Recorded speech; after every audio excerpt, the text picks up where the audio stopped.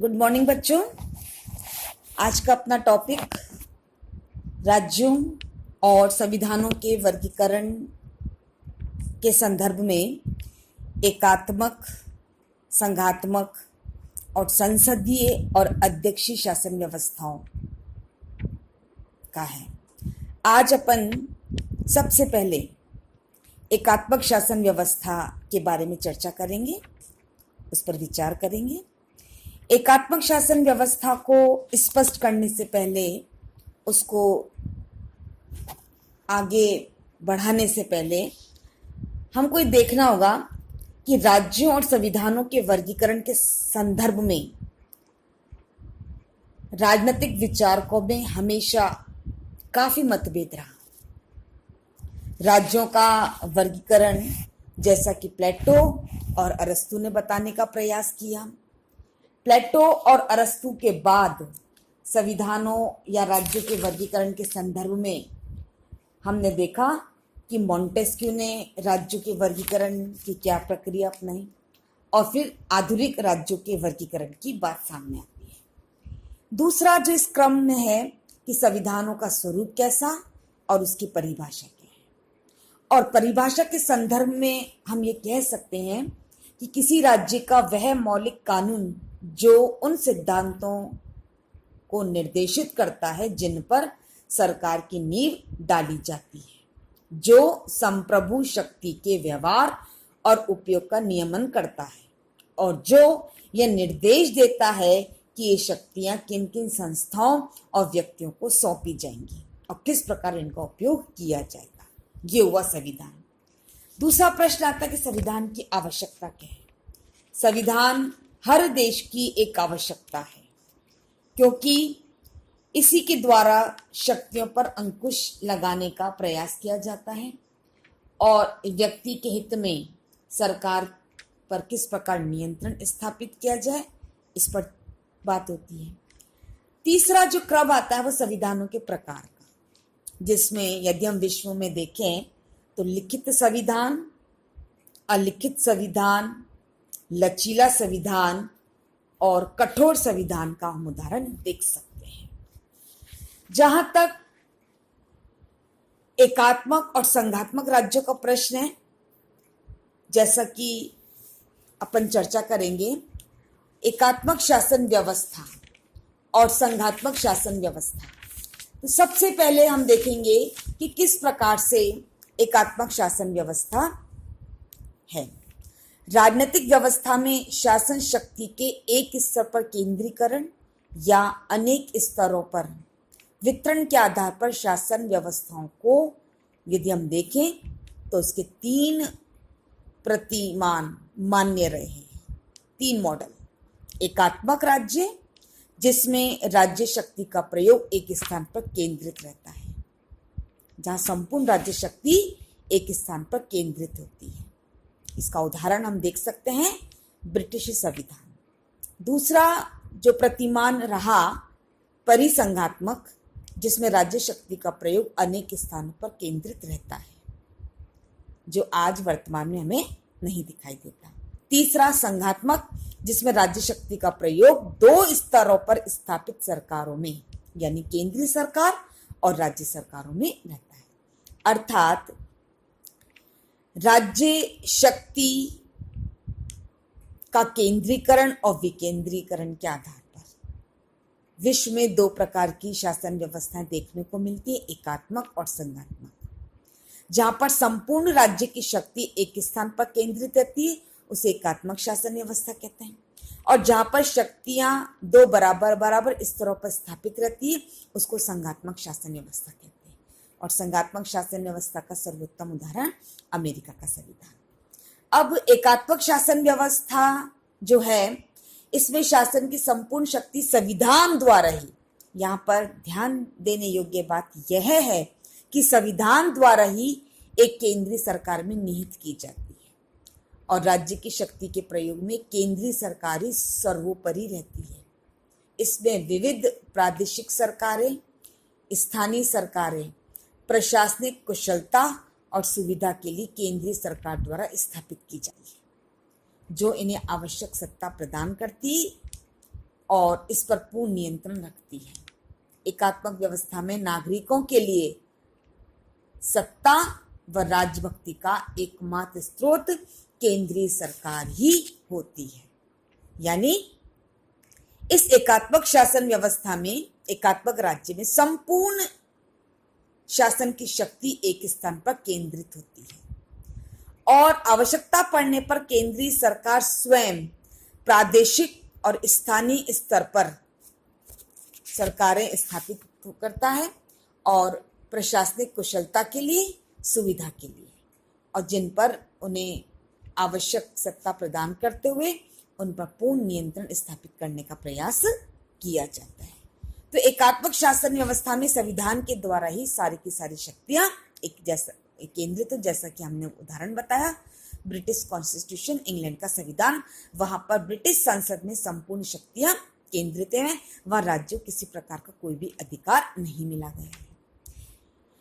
एक डायग्राम के माध्यम से इसको अपन बताने का प्रयास करेंगे। जैसे संविधान है, संविधान के बाद केंद्रीय सरकार के अधीन प्रादेशिक और स्थानीय सरकारें, और स्थानीय प्रादेशिक सरकारों के साथ नीचे है नागरिक। अब जहां तक इस शासन व्यवस्था की विशेषताओं का प्रश्न है, इसमें है कि संविधान द्वारा शक्तियों का विभाजन नहीं किया जाता। संविधान जो है वो शक्तियों का विभाजन नहीं करता है, बल्कि एक जगह वह सारी की सारी शक्तियां केंद्रित करता है। दूसरी इसकी विशेषता कि जो स्थानीय सरकारें हैं, जो प्रादेशिक सरकारें हैं, वो केंद्र पर निर्भर है, केंद्र के नियंत्रण में कार्य करती है। तीसरी प्रमुख विशेषता इसकी कि यहाँ पर एक कड़ी नागरिकता का सिद्धांत देखने को मिलता है। तो इस प्रकार से एकात्मक शासन व्यवस्था की तीन प्रमुख विशेषताएं हमने देखी। जहां तक एकात्मक शासन व्यवस्था के गुण का प्रश्न है कि ऐसी कौन सी अच्छाइयां हैं, जिसमें सर्वप्रथम हम कह सकते हैं कि प्रशासनिक एकरूपता। यदि हमें प्रशासन में एकरूपता रखनी है, सही काम करने हैं, तो सारी की सारी शक्तियों का एक स्थान पर केंद्रित होना आवश्यक है। दूसरी विशेषता या गुण कह सकते हैं, संकट काल के लिए उपयुक्त है। यदि किसी प्रकार की कोई इमरजेंसी आ जाती है, संकट काल आ जाता है देश में, तो सारे के सारे जो डिसीजन हैं, सारे के सारे जो निर्णय हैं, एक स्थान से लिए जा सकते हैं, जो कि काफी हद तक सही है। तीसरा, यहाँ पर संगठन की सरलता है। जब सारी की सारी शक्तियां एक स्थान पर केंद्रित है, तो यहाँ पे शासन व्यवस्था का संचालन आसानी से किया जा सकता है। नंबर 4, इसका गुण राष्ट्रीय एकता दिखाई देती है, नेशनल यूनिटी दिखाई देती है, और यह छोटे देशों के लिए एक उपयुक्त व्यवस्था है। जो देश छोटे छोटे हैं, हालांकि वर्तमान समय में विश्व के अधिकांश देशों में व्यवस्था संभव नहीं है, क्योंकि जनसंख्या की दृष्टि से देश काफी बड़े हैं। तो प्रशासनिक एकरूपता, संकट काल के लिए उपयुक्त, संगठन की सरलता, राष्ट्रीय एकता का प्रतिनिधित्व, और छोटे राज्यों के लिए यह शासन व्यवस्था अधिक उपयुक्त है। लेकिन जैसा कि अपन जानते हैं, हर चीज के दो पक्ष होते हैं। उसके माइनस पॉइंट्स क्या हैं, उसके दोष क्या हैं, किसके, हम क्या पढ़ रहे हैं, एकात्मक शासन व्यवस्था, यूनिटरी फॉर्म ऑफ गवर्नमेंट।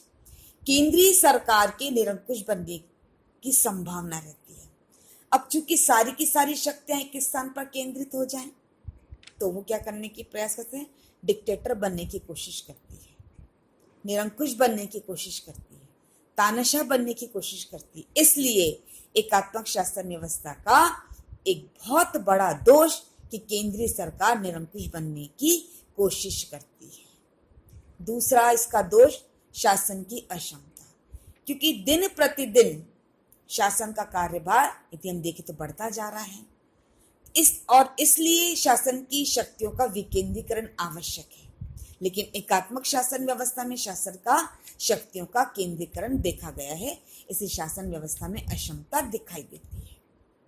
तीसरा जो दोष दिखाई देता है एकात्मक शासन व्यवस्था को आलोचकों का, राजनीतिक चेतना जागृत करने में असमर्थ। जब सारी शक्तियां एक स्थान पर केंद्रित है, सारा कंट्रोल एक स्थान से केंद्रित है, तो राजनीतिक चेतना जागृत करने में ये शासन व्यवस्था समर्थ नहीं है।